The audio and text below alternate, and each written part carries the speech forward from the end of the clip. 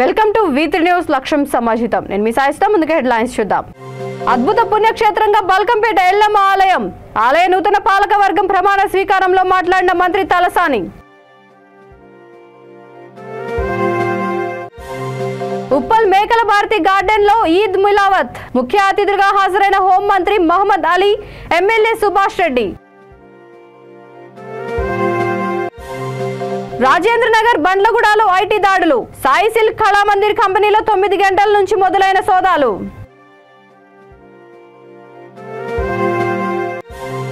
పేదలకు అన్యాయం చేయడంలో బీఆర్ఎస్ ది ప్రధాన పాత్ర. రాజేంద్ర నగర్ నియోజకవర్గ కాంగ్రెస్ సీనియర్ నాయకుడు జ్ఞానేశ్వర్ ముదిరాజ్. ఇక డీటెయిల్స్ చూస్తే, బల్కంపేట ఎల్లమ్మ ఆలయం అద్భుత పుణ్యక్షేత్రంగా రూపుదిద్దుకున్నదని మంత్రి తలసాని శ్రీనివాస్ యాదవ్ అన్నారు.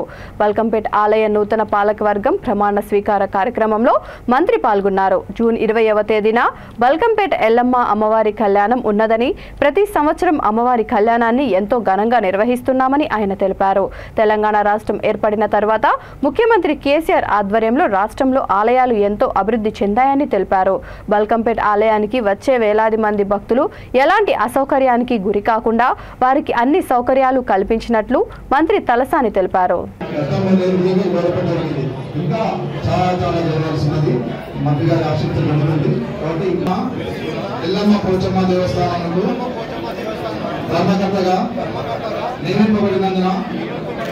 ధర్మకర్తగా నా విధి నిర్వహణలో సక్రమంగాను విశ్వాసపాత్రుడిగాను నా శక్తి వంచన లేకుండా న్యాయబద్ధంగాను విశ్వాసపాత్రంగాను దురాలోచన లేకుండా సదరు దేవస్థానం అభివృద్ధిపై కృషి చేయగలను మరియు హిందూ దేవాదాయ ధర్మాదాయ చట్టం 30/1987 మరియు దాని నిబంధనలకు లోబడి విధులను సక్రమంగా నిర్వర్తించగలనని అమ్మవారిపై ప్రమాణం చేసి చెప్పుచున్నాను.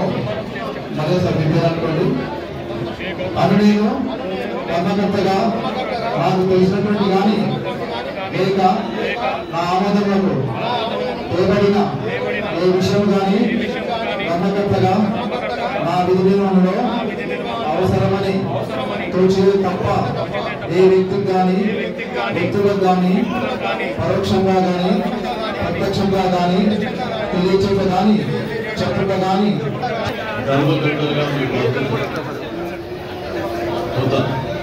కొంత సైడ్ అసలు వీళ్ళకు మంచి చేసేది ఉండే అందరికీ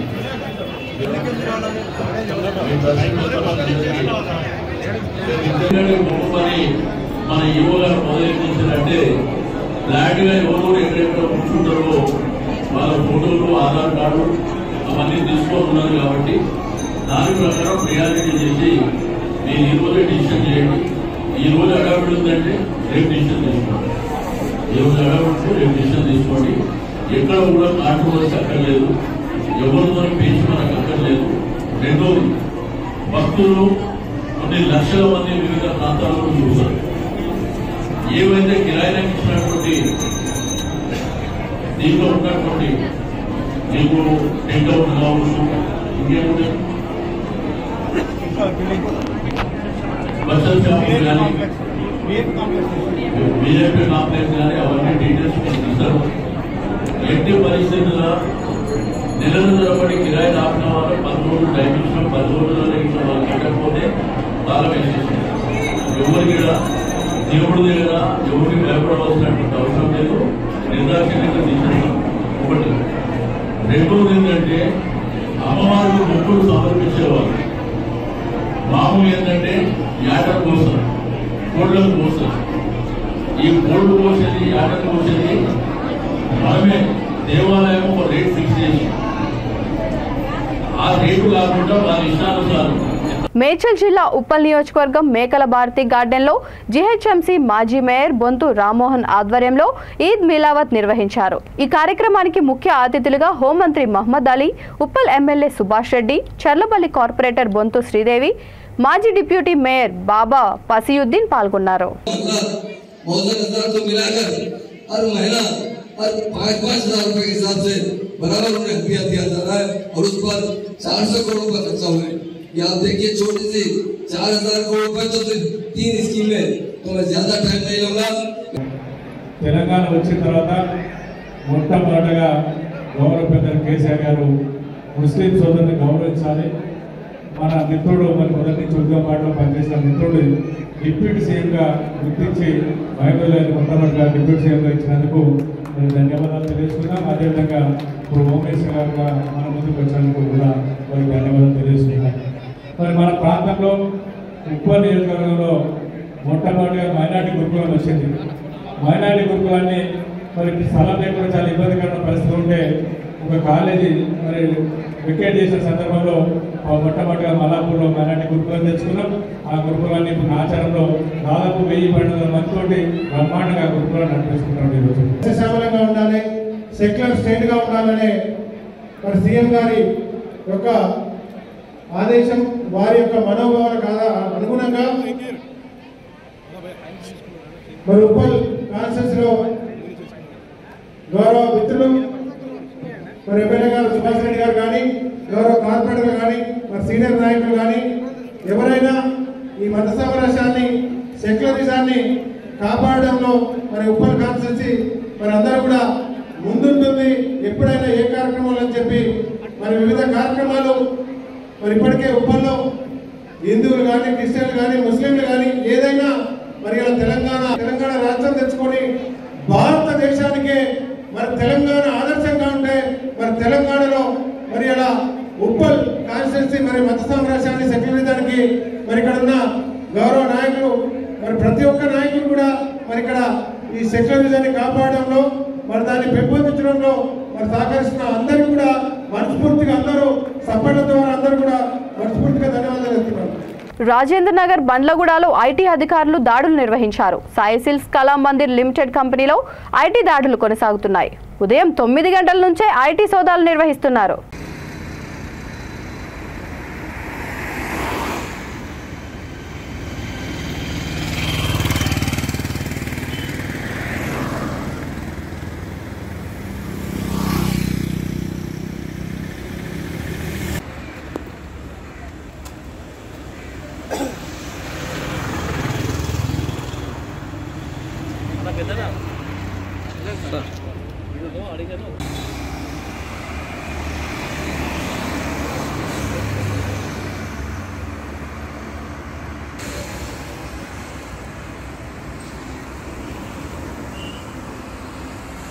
అధికార పార్టీ దళితులకు ఎంతో అన్యాయం చేసిందని రాజేంద్ర నగర్ నియోజకవర్గ కాంగ్రెస్ సీనియర్ నాయకులు జ్ఞానేశ్వర్ ముదిరాజ్ అన్నారు.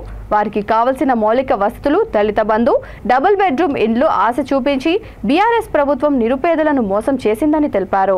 రానున్న కాలంలో ఇలాంటి అన్యాయం జరగకుండా ఉండాలంటే ఒక్కసారి కాంగ్రెస్ ప్రభుత్వానికి అధికారం కట్టబెట్టాలని ఆయన ప్రజలను కోరారు. స్థానిక నాయకులు ప్రకాష్ గౌడ్ పేద ప్రజలకు ఇచ్చిన హామీలను నెరవేర్చడంలో విఫలం చెందారని, ప్రజలకు కూడా వీరి పట్ల చాలా చేదు అనుభవాలు ఎదురయ్యాయని వారు గ్రహిస్తూ ఉన్నారన్నారు. రానున్న ప్రభుత్వంలో రేవంత్ రెడ్డి ముఖ్యమంత్రిగా కాంగ్రెస్ ప్రభుత్వం అధికారంలోకి రాగానే దళితులకు రావాల్సిన అన్ని రకాల పథకాలని నెరవేరుస్తామని హామీ ఇస్తున్నానని జ్ఞానేశ్వర్ ముదిరాజ్ తెలిపారు. ట్రాఫిక్ రూపంలో, చాలన్ల రూపంలో ఈ తెలంగాణ రాష్ట్రంలో ఎన్ని వేల కోట్లు వచ్చినాయి, అవి ఎక్కడెక్కడ పోయి ఏం చేసింది అనేది కావాలి. ఇది అందరికీ ప్రజలు కూడా గమనించాలి ఇదని చెప్పి సభాముఖంగా నేను తెలియజేసుకుంటాను. దళిత బంధు మీద ఒక సమావేశం ఏర్పాటు చేయాలని పార్టీ అధ్యక్షులు అందరూ కూడా వాటితో పాటు ఒట్టినాలపల్లె కానీ మిగతా గ్రామాలలో కానీ రికార్డులలో లేకుండా చేసిన ఘనత రెవెన్యూ చట్టం కింద తీసుకొచ్చి వాళ్ళ రికార్డులలో పేర్లు లేకుండా చేయడం జరిగింది.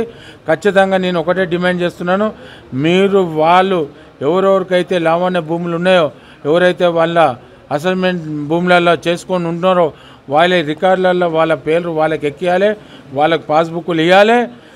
ఇవ్వకపోతే స్థానిక శాసనసభ్యులు రాజీనామా చేస్తే కేసీఆర్ గారు ఈ దళితులందరూ కూడా భూములు మిగతా లేనోళ్ళకు కూడా పంచుతాడని కోరుకుంటూ ఈ అవకాశం ఇచ్చిన మా సోదరుడు పార్టీ అధ్యక్షుల వారికి ధన్యవాదాలు చెప్తూ ముగిస్తాను. అదేవిధంగా ప్రదీప్, శ్రీను అందరూ కూడా ఈ ప్రెస్ మీట్కి పెడదాం మనం, ఖచ్చితంగా బాగుంటుందనే ఉద్దేశంతో ఈ కార్యక్రమం నిర్వహించడం జరిగింది.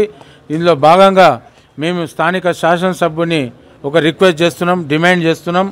ఎందుకంటే ఈరోజు మన తెలంగాణ రాష్ట్రంలో ఒక కొత్త పద్ధతి సృష్టించడం జరిగింది కేసీఆర్ గారు. ఎందుకంటే కేసీఆర్ గారు ఏదైతే బై ఎలక్షన్ కోతాడో అక్కడ అన్ని స్కీమ్లు ఇంప్లిమెంట్ చేయడం జరుగుతుంది. మేము ఒకటే డిమాండ్ చేస్తున్నాం స్థానిక శాసనసభ్యుని, మా దళితులై ఇప్పుడు ఒట్టినల్లిపల్లె గ్రామంలో కానీ, రాయనాల కానీ, మిగతా గ్రామాలలో అప్పుడు కాంగ్రెస్ ప్రభుత్వం ఇందిరమ్మ ఉన్నటువంటి జమానాలో, ఆ తర్వాత కాంగ్రెస్ ప్రభుత్వం రాజశేఖర రెడ్డి గారు సీఎం అయిన తర్వాత కూడా పేద ప్రజల కోసం ప్రతి గ్రామంలో 10 ఎకరాలు 15 ఎకరాల స్థలాన్ని కేటాయించి పేదవారి కోసం అన్ని కులాలకు ఇండ్ల స్థలాలు ఇప్పించడం జరిగింది. అదేవిధంగా ఇందిరమ్మ ఇండ్లు కట్టి నిర్మించి ఇవ్వడం జరిగింది. కానీ ఈరోజు బీఆర్ఎస్ ప్రభుత్వం వాళ్ళు అవన్నీ కూడా ఏమి లెక్క చేయకుండా, వాళ్ళు ఏమాత్రం దళితులను పట్టించుకోకుండా దళితులకు ఇచ్చిన 3 ఎకరాల భూమి అని చెప్పి హామీ ఇవ్వడం జరిగింది. అదేవిధంగా దళితుని తెలంగాణ రాష్ట్రంలో ఫస్ట్ ముఖ్యమంత్రిని చేస్తామని చెప్పి హామీ ఇవ్వడం జరిగింది. ఇవి హామీలు కూడా అన్ని తుంగలో తొక్కడం జరిగింది. మేము ఒకటే డిమాండ్ చేస్తున్నాం, ఖచ్చితంగా మన రాయనగర్ శాసనసభ్యుడు రాజీనామా చేస్తే మా దళిత సోదరులందరూ కూడా దళిత బంధు వస్తుంది. దాంతోపాటు ఈ దళితులకు మంచిర్యాలలో కూడా సుమారుగా ఒక 100-300 ఎకరాల భూమిని కూడా ప్రభుత్వ భూమిని పేద ప్రజలకు వంచాలని డిమాండ్ చేస్తున్నాం. అది కూడా వాళ్ళు డిపార్ట్మెంట్కి తీసుకోవడం, కోర్టులో వేసి ఇవన్నీ చట్టరీత్యా చట్టకు వ్యతిరేకంగా ఈ విధంగా దళిత ప్రజలని దళిత సోదరుల్ని మోసం చేయడం జరుగుతుంది. వాళ్ళకు భూములు కేటాయించి వాళ్ళకి ఇవ్వాలని కోరుకుంటూ, తమ తోటి కేబుల్ ఆపరేటర్ కూతురు ఆపదలో ఉన్న విషయం తెలుసుకొని 25,000 రూపాయల ఆర్థిక సాయాన్ని అందించి తమ సేవా గుణాన్ని ఔదార్యాన్ని చాటుకున్నారు. ఉమ్మడి రామగుండం మండలం కేబుల్ ఆపరేటర్ అసోసియేషన్ సభ్యులు, అంతర్గాం మండల అకినేపల్లి గ్రామ కేబుల్ ఆపరేటర్ సముద్రాల రమణయ్య కూతురు మానస 3 నెలలుగా నరాల సంబంధిత వ్యాధితో బాధపడుతోంది. ఆర్థిక భారంతో ఆమె వైద్యం చేయించుకోలేక రామగుండం ఎమ్మెల్యే కోరుకంటి చందర్ ఎల్ఓసి ఇప్పించినప్పటికీ వసతి ఖర్చులు కూడా లేక ఇబ్బందులు పడుతున్నారు. విషయం తెలుసుకున్న రామగుండం సిటీ కేబుల్ ఎండీ 28వ డివిజన్ కార్పొరేటర్ ఇంజపూరి పులేందర్, ఉమ్మడి రామగుండం కేబుల్ ఆపరేటర్ అసోసియేషన్ సభ్యులు, ఇతర జిల్లాల హైదరాబాద్ కేబుల్ ఆపరేటర్లు స్పందించి 25,000 ఆర్థిక సాయాన్ని రమణయ్య, మానసలకు అందజేశారు.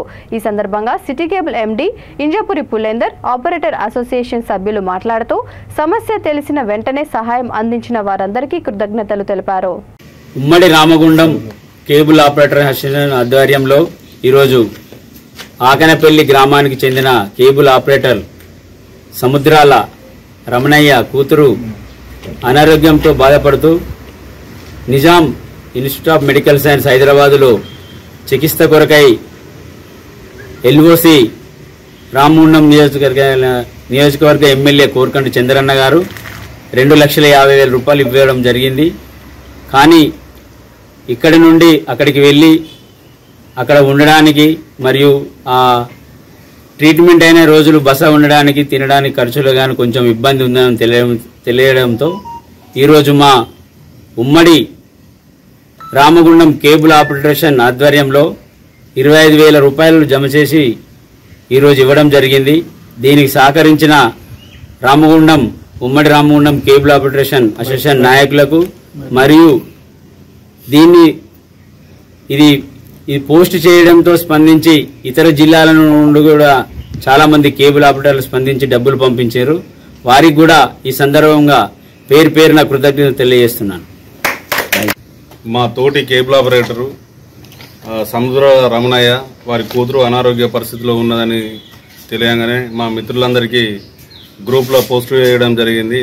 ఈ విషయాన్ని అనారోగ్యంగా ఉంది, ఆర్థిక సాయం చేయాలని చెప్పి పోస్ట్ చేయగానే అందరూ మా కేబుల్ టీవీ ఆపరేటర్ ఉమ్మడి రామగుండం నుంచెల్లే కాకుండా ఇతర జిల్లాల నుంచి వెళ్ళి గుదరికని, కరీంనగర్ నుంచి వెళ్ళి, హైదరాబాద్ నుంచి వెళ్ళి కూడా ఈరోజు డబ్బులు పంపించడం జరిగింది.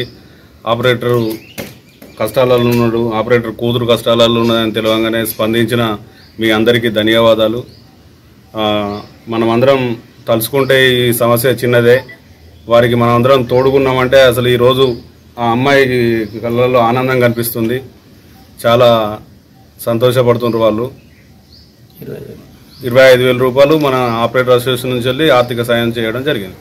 ఇంకెవరైనా స్పందించే వాళ్ళు ఉంటే డబ్బులు కూడా పంపించండి. ఇంకా కూడా వాళ్ళకి ఏమైనా ఖర్చులకు ఉపయోగపడతాయని తెలియజేస్తున్నాం.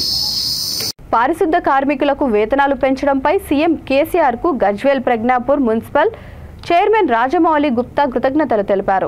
సిద్దిపేట జిల్లా గజ్వేల్ ప్రజ్ఞాపూర్ మున్సిపల్ కార్యాలయంలో ఆయన మాట్లాడుతూ సీఎం అంతర్జాతీయ మేడే సందర్భంగా కార్మికుల వేతనాన్ని 1000 రూపాయలు పెంచడంపై హర్షం వ్యక్తం చేశారు. అనునిత్యం ప్రాణాలను ఆరోగ్యాన్ని పణంగా పెట్టి పనిచేస్తూ సమాజాన్ని కాపాడుతున్న నీకు సలాం అన్న అనే ఆయన కొనియాడారు.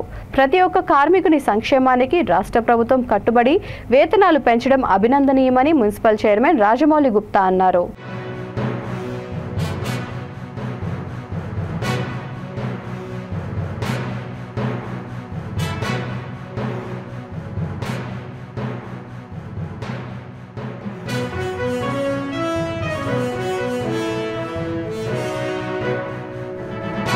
బండ్లగూడ జాగీర్ ప్రధాన రహదారి పక్కనే ఓ ప్రైవేట్ బిల్డర్ ఏర్పాటు చేసిన భారీ రేకుల ప్రహరీ పక్కనే ఉన్న హోర్డింగ్ కుప్పకూలింది. సంఘటన సమయంలో వాహనదారులతో పాటు పాదచారులు ఎవరూ లేకపోవడంతో పెను ప్రమాదం తప్పింది. ప్రధాన రహదారి పక్కనే ఒకరు నిర్మాణ పనులు నిర్వహిస్తున్నారు.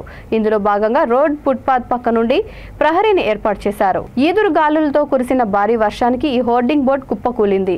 ఎప్పుడు రద్దీగా ఉండే ఈ రహదారిపై ఇలాంటి సంఘటన జరగడంపై స్థానికులతో పాటు వాహనదారులు భయభ్రాంతులకు గురయ్యారు. దీనికి మరమ్మతులు చేస్తున్నారు.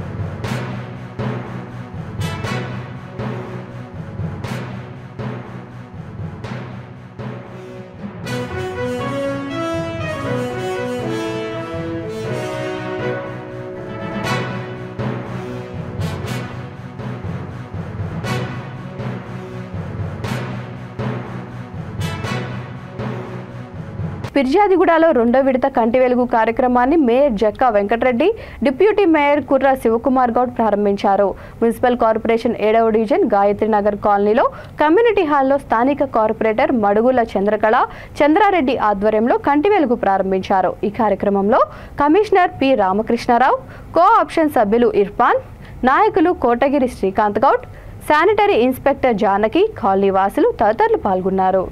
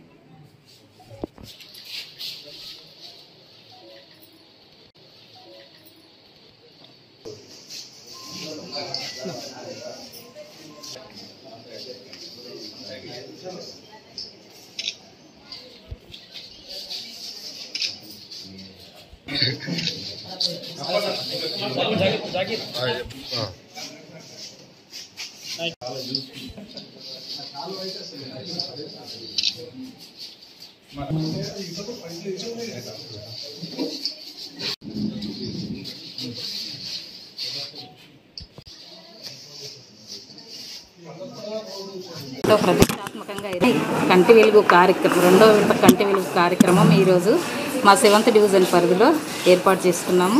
ఈ సందర్భంగా ప్రజలందరూ ఈ కంటికి సంబంధించిన అనారోగ్య సమస్యలు ఏమైనా ఉంటే చెకప్ చేయించుకొని అందరూ ప్రతి ఒక్కరు సద్వినియోగం చేసుకోవాలని కోరుకుంటున్నాను. కార్యక్రమానికి ముఖ్య అతిథిగా వచ్చేసిన మేయర్ జక్కా వెంకరెడ్డి గారికి, డిప్యూటీ మేయర్ గారికి, కమిషనర్ గారికి,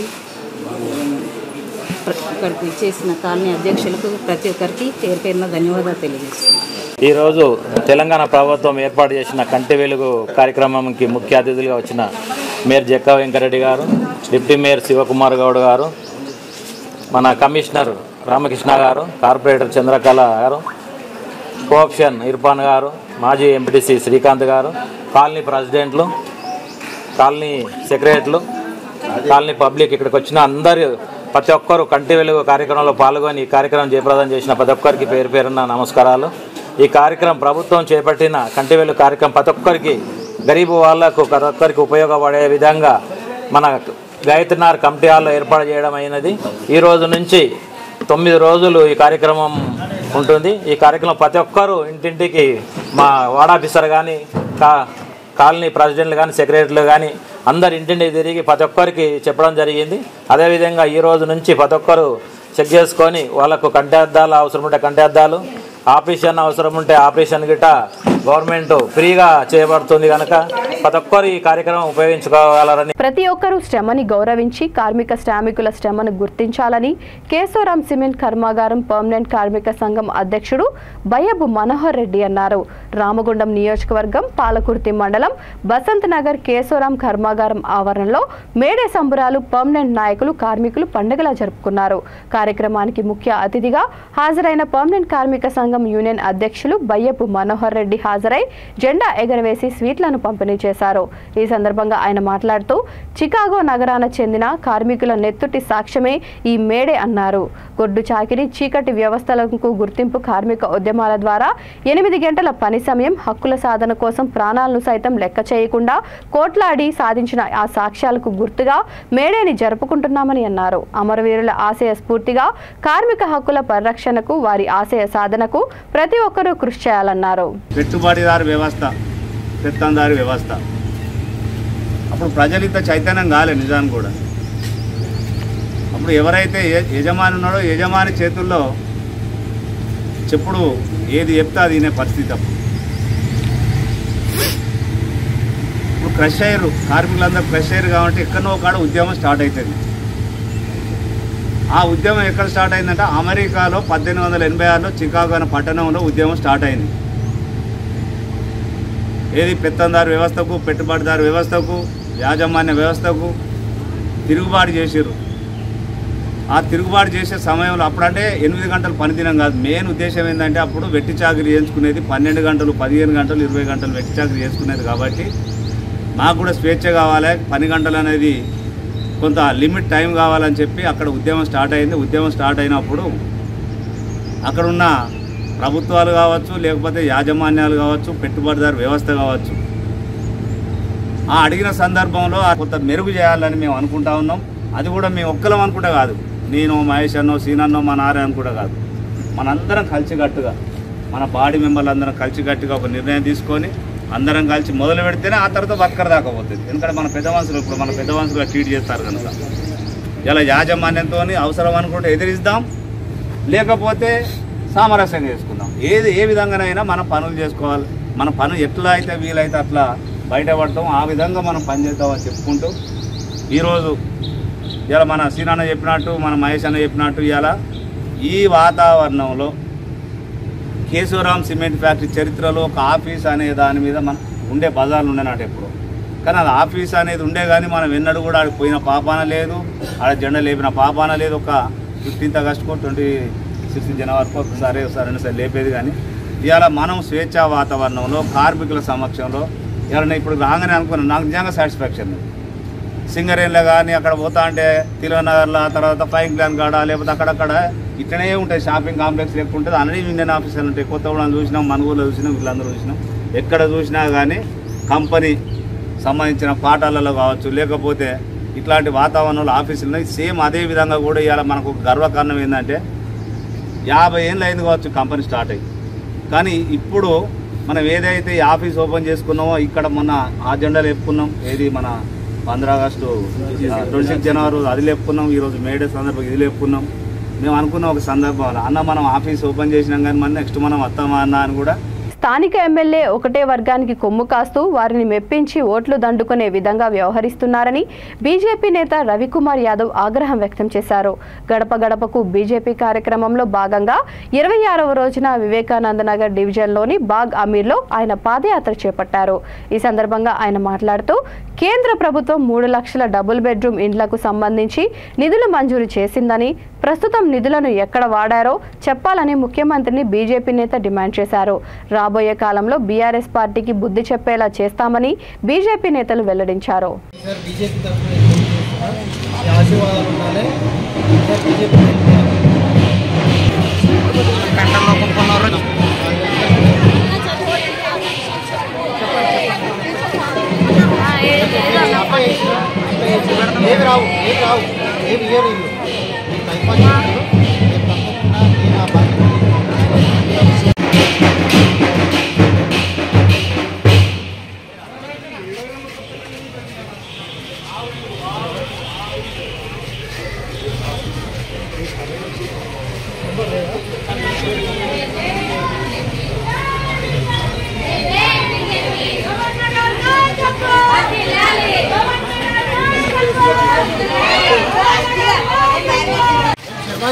అన్నా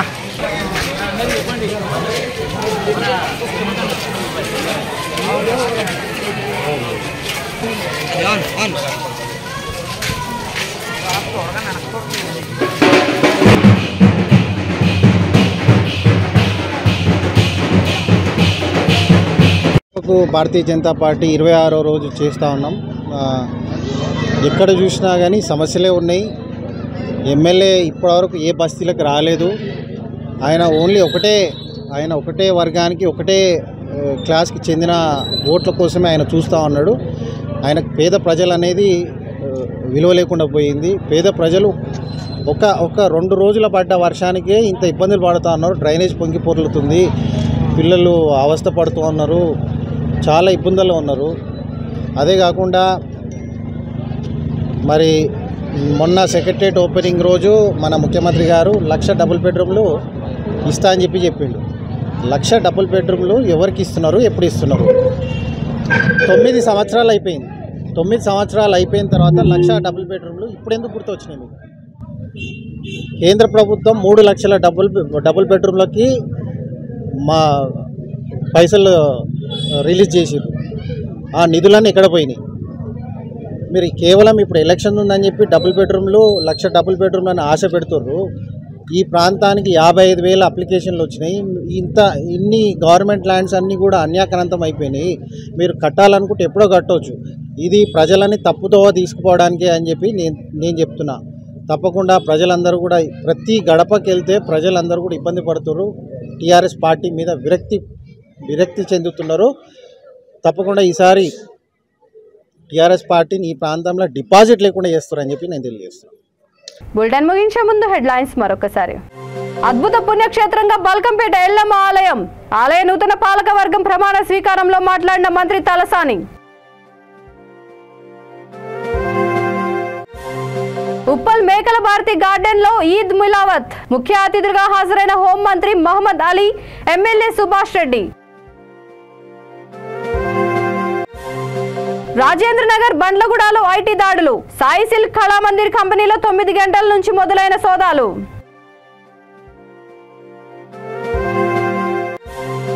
పేదలకు అన్యాయం చేయడంలో బీఆర్ఎస్ ది ప్రధాన పాత్ర. రాజేంద్ర నగర్ నియోజకవర్గ కాంగ్రెస్ సీనియర్ నాయకుడు జ్ఞానేశ్వర్ ముదిరాజ్. ఈ బులెటిన్ ఇంతటితో సమాప్తం. మరొక బులెటిన్తో మళ్ళీ కలుద్దాం. అంతవరకు చూస్తూనే ఉండండి V3 న్యూస్. లక్ష్యం సమాచితం.